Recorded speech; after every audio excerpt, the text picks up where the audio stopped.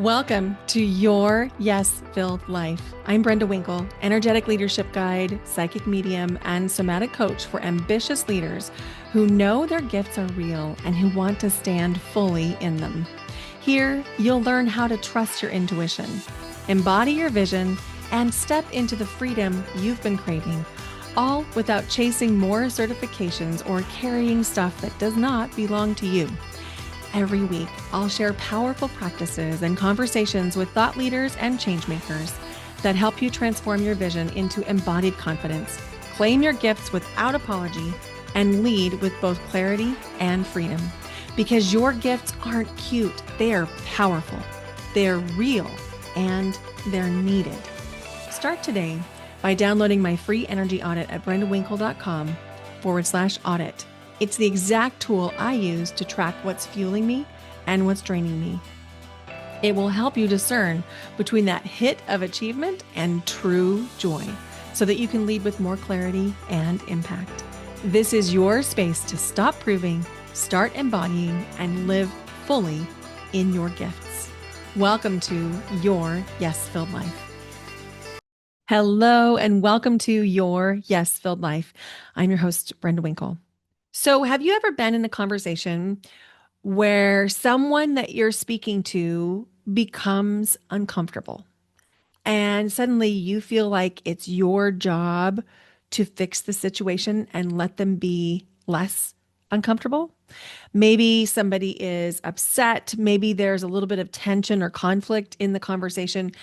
Maybe somebody reacts strongly to something that you said. And before you even think about it, your attention shifts from what you were talking about, what you're saying, to managing the emotions, managing the room, managing the conversation, taking the temperature. Maybe you start to soften your tone. Maybe you over explain, or conversely, don't explain at all. In fact, just stop. You just stop talking about whatever it was you were talking about. And in any case, you adjust the conversation, you adjust either the direction or the tone. And a lot of times it feels like you're pushing yourself down, like you're making yourself a little bit less visible, and that you're trying to create a little bit of softness so that people aren't upset. If this has ever happened to you, it's nothing wrong. Like nothing has gone wrong here, and you're not wrong. What's happening is you can feel the emotional shift in a room before anybody actually says anything because of the way that you attune, or very likely over attune, to the emotions in a room, to the emotions in conversation, to the emotions in the people with whom you have any type of relationship.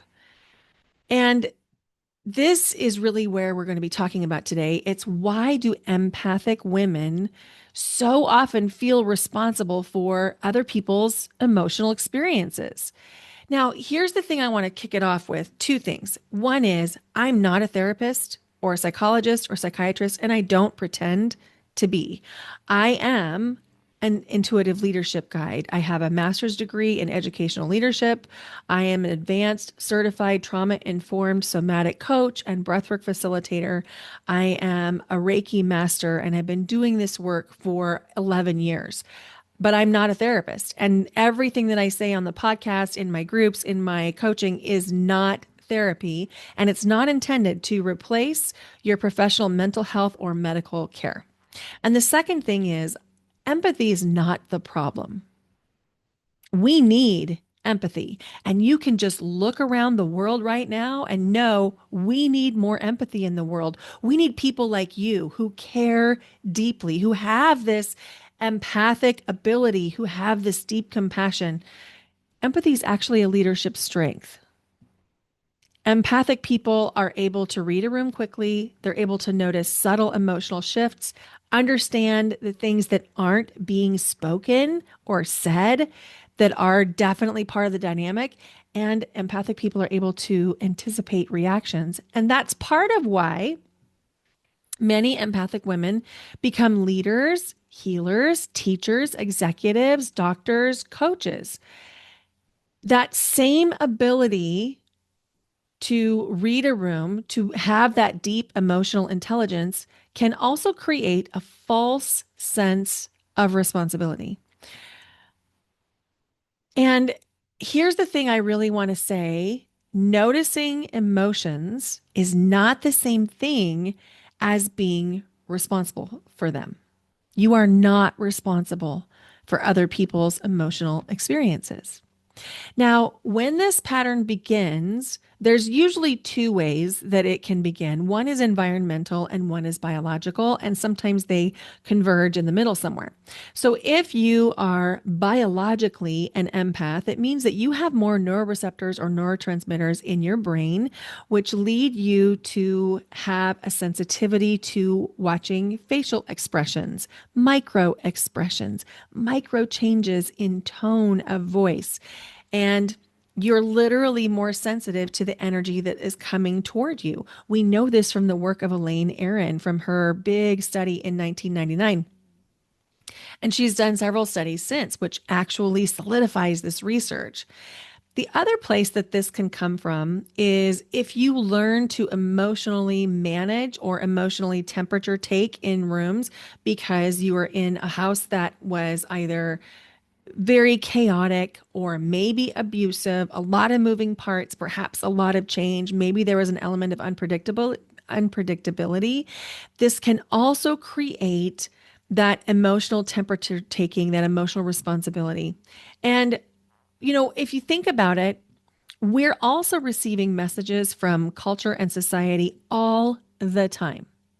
Think about when you were a kid, or maybe you've even said this, and there's no judgment because we are part of the culture that we're a part of. But think about phrases like, well, we don't want them to feel bad. So maybe you won an award or you got some kind of an accolade or a recognition when you were a child. And one of the first things you were told after receiving that award was, well, be humble because somebody else didn't win and we don't want them to feel bad. So not only do we have potentially a genetic predisposition to that, and maybe we have an environmental predisposition to that, but we're also overtly told that our success might make other people feel bad. We're told that stepping into new levels of identity might cause emotional pain to other people because, there might be a loser. I remember in high school, I was playing clarinet. I was a clarinetist all through junior high, high school, and college. In fact, that was my major instrument. And I remember that there are chairs in a band. First chair is typically the highest level of skill. Second chair is the second highest level of skill. And then you could be a first chair or a second chair within the section, the first chair section, and then there might be a second chair section. So you might be first chair first, meaning you're in the first chair section and you're also the highest level of skill, or you could be first chair second, meaning you're in the first chair section, the highest level of skill, but you're in the second chair. And so there's this hierarchy that happens, right? And in that hierarchy, a lot of times we are forced to compete for that type of hierarchy. And if we're also taught to manage emotions of people as we're competing, it can become really challenging for us to continue to grow and evolve and step into new identities that include bigger visibility, that include success, whether that is financial success or success of recognition, or even success of living the life that you really want to live. All of those things can bring up these teachings that you had at a very early age about, well, don't make her feel bad, right?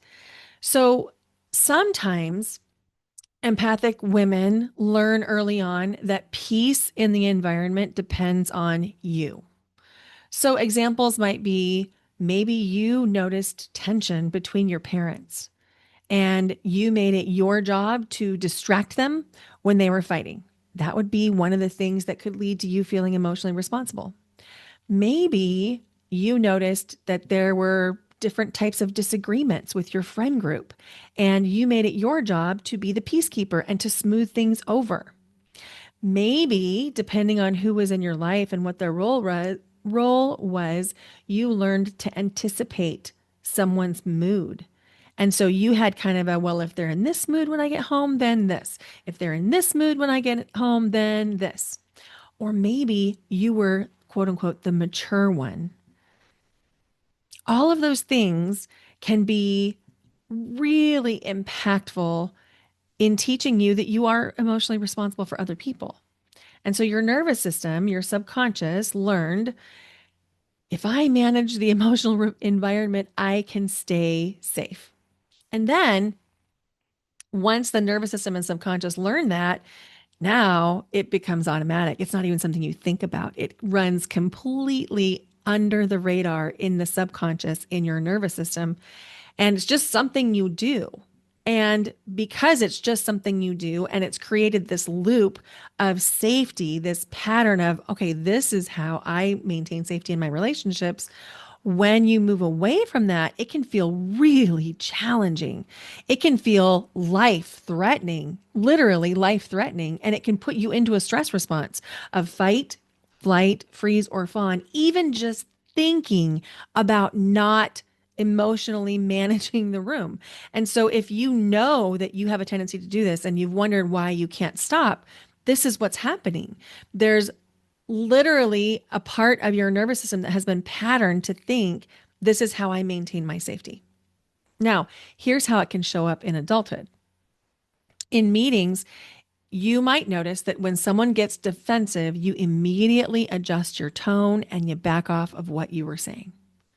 In conversations, let's say if you notice that somebody is reacting emotionally, you either change the subject immediately and stop the forward momentum of the conversation, or you suddenly start to justify your position.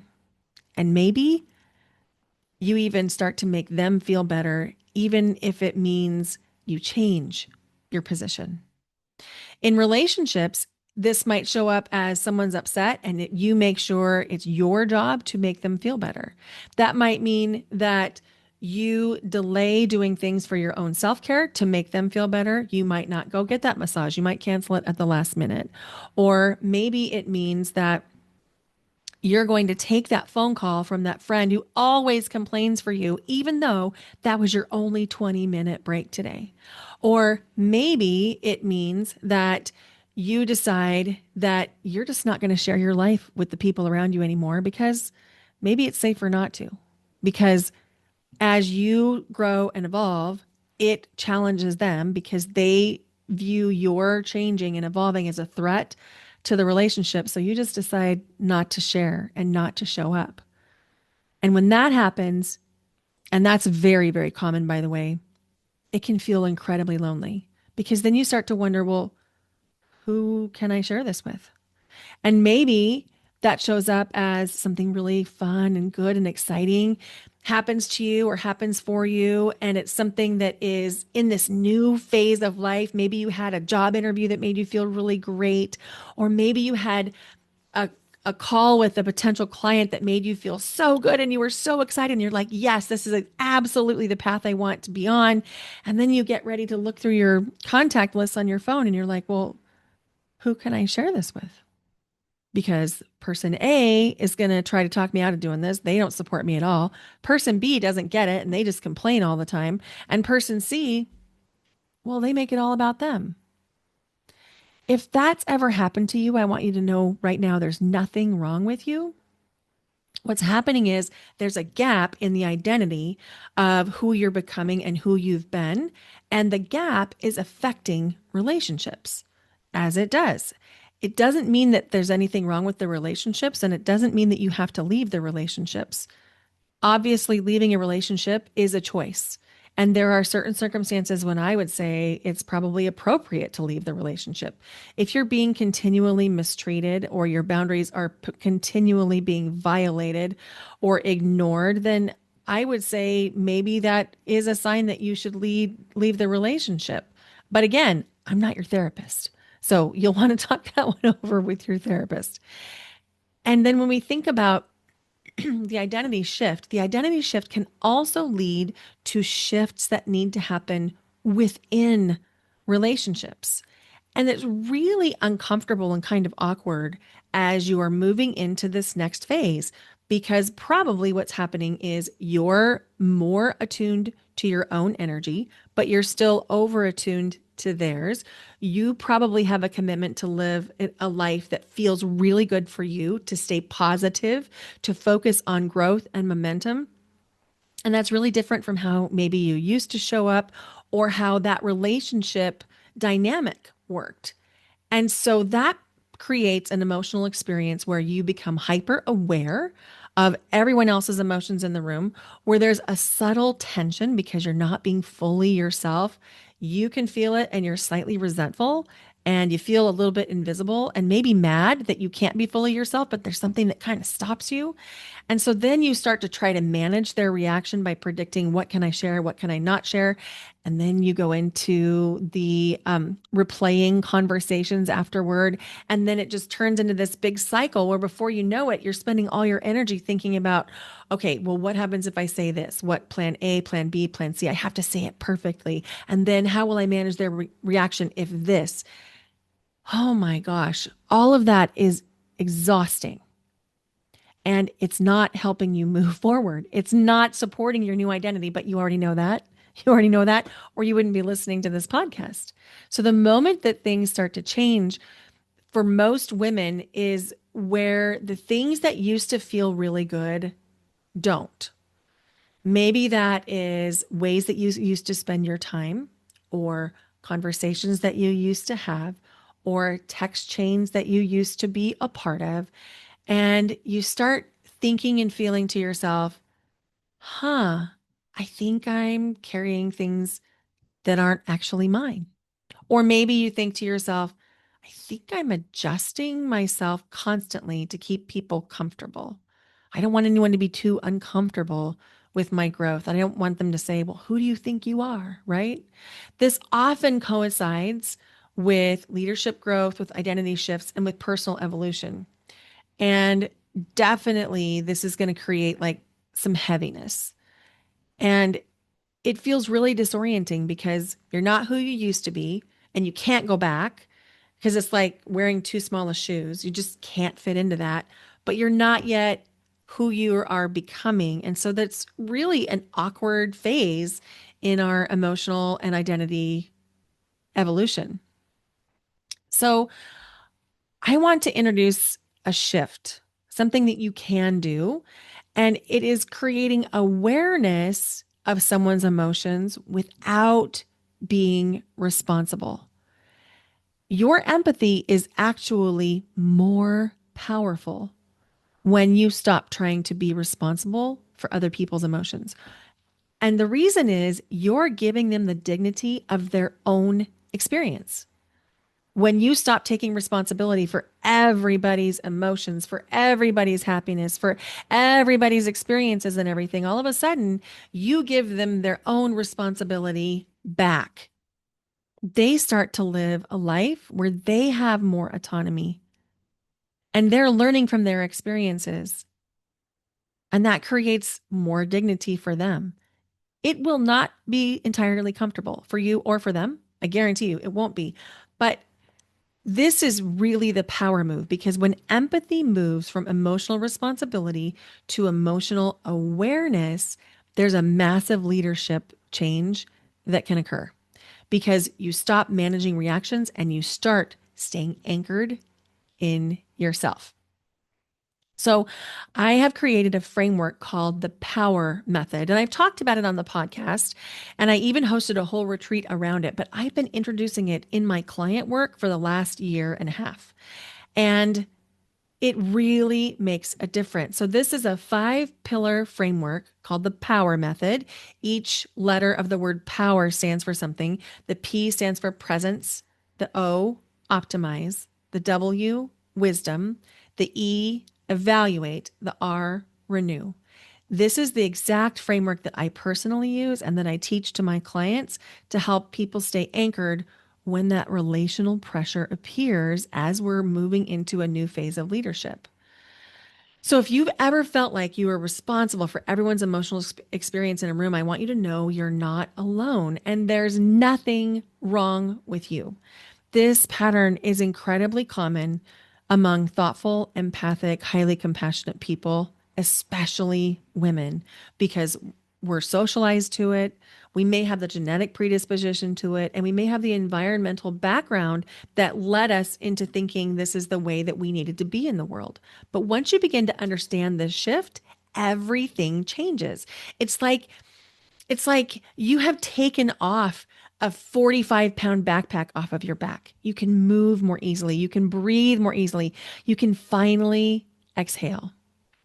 And I'm so excited to introduce a brand new masterclass called How to Stop Apologizing for Your Next Level. Because the moment when empathic women begin to release emotional responsibility is the same moment that they begin to step into that next level of leadership.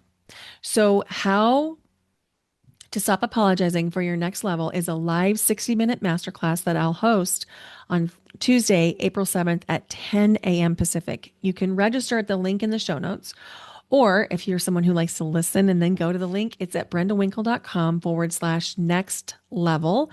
That's brendawinkle.com/NEXTLEVEL, next level. I'm so excited about this masterclass because I haven't taught any masterclass publicly since November of 2025, which if you've been with me for a while, you know I was teaching 1 to 2 masterclasses a month. So I've been working on this one for a long time, and I'm so excited to share it with you. It's free because I think this is something that we need in this time, in this place, especially in the United States, but all over the world, where we're able to step into our leadership as empathic and compassionate people.